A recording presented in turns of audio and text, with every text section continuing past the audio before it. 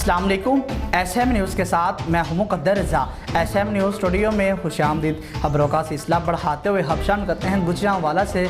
चंदा किला के करीब तेज़ रफ्तार बस की मोटरसाइकिल को टक्कर। हादसे में बाप और 3 कमसम बच्चे जहाँ बाक हो गए और लाशों को अस्पताल मुंतकिल कर दिया गया है। आपको बताते चलें कि चंदा किला के करीब तेज़ रफ्तार बस ने मोटरसाइकिल सवार को टक्कर मार दी। हादसे में बाप और 2 बेटियां और 1 बेटा जहाँ बाक हो गए।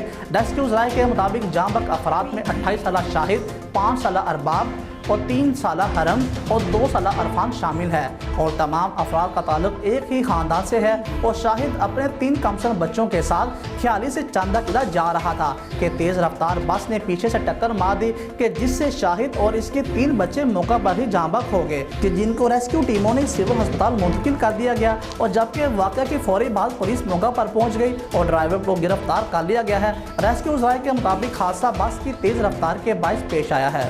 और पाक फौज के शुबा ताल्लुकात आमा ISPR ने यौम तकबीर के मौके पर पैगाम जारी किया है।